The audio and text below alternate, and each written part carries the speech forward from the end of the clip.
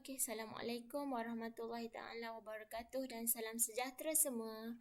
Hari ini kita akan review tentang e-book contoh soalan peperiksaan bagi penolong pegawai penguatkuasa KP29. Jadi baru-baru ini Suruhanjaya Perkhidmatan Awam SPA telah mengumumkan tarikh peperiksaan akan dijalankan pada Februari 2022. Jadi bagi mereka-mereka yang telah dipanggil untuk menduduki peperiksaan ini atau mereka yang nak memohon sebagai pegawai penguatkuasa KP29, e-book ini harapnya akan membantu anda. Apa yang ada dalam e-book ni?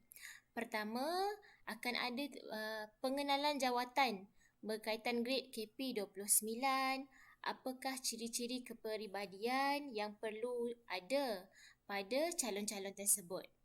Seterusnya, e-book ini akan ada keterangan berkaitan jawatan serta deskripsi tugas.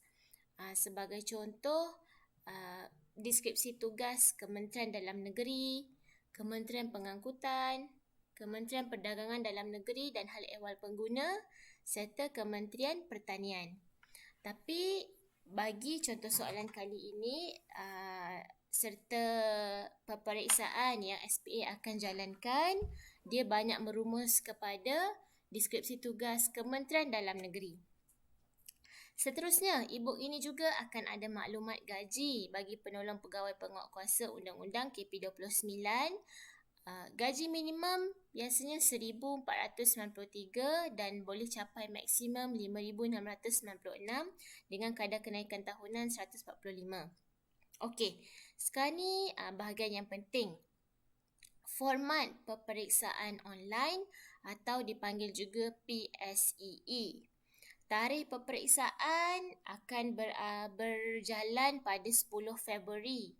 Ada beberapa hari saja lagi dan masa peperiksaan adalah 2 petang hingga 3 petang.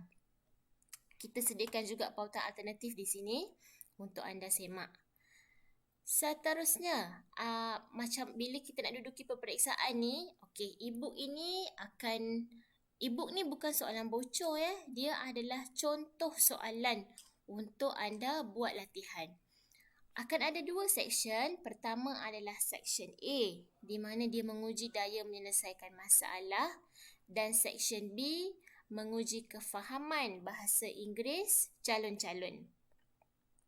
Untuk daya menyelesaikan masalah ni, dia akan fokus kepada soalan-soalan matematik, cara menyelesaikan masalah, kefahaman calon-calon terhadap soalan-soalan berikut.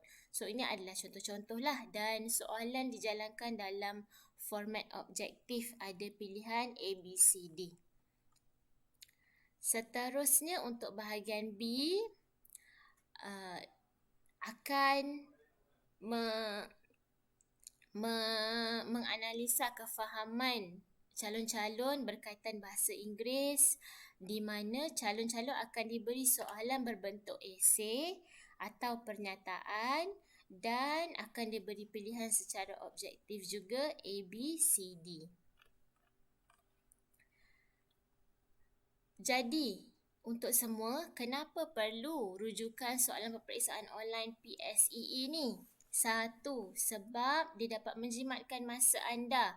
Bukan sahaja kita bagi contoh soalan, tetapi ada juga penyediaan nota-nota ringkas serta contoh-contoh penyelesaian masalah bagi matematik.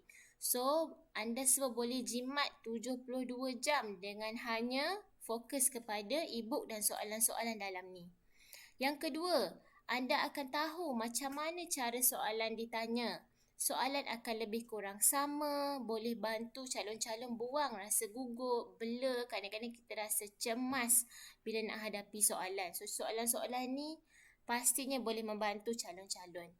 Yang ketiga adalah huraian format terkini. Kita guna format yang terkini. Jika anda menggunakan rujukan tahun 2013 hingga 2017, format tu dah berubah. So, sangat rugi. Gunalah e-book yang terbaru, kita bagi anda format yang terbaru untuk menduduki peperiksaan. So, macam mana nak dapatkan e-book ni? Senang je. Jangan lupa klik butang ni, dapatkannya sekarang. Sekarang digital yang terbaru untuk anda. Okey, ini antara contoh-contoh soalan. Saya bagi juga contoh e-book tu. Kita scroll cepat-cepat. Total ada 102 muka surat untuk anda beserta dengan cara-cara penyelesaian masalah, bahasa Inggeris, bahasa matematik dan beberapa cara untuk menyelesaikan soalan yang sama bergantung pada calon-calon. Ada juga huraian-huraian untuk anda lebih faham dan kuasai. Dan kalau tengok rujukan di bahagian hujung tu, akan ada muka surat khas untuk kalau calon-calon nak buat conteng, nak kira-kira ke apa ke. Alright, itu sahaja. Terima kasih. Jangan lupa klik di sini, dapatkannya sekarang.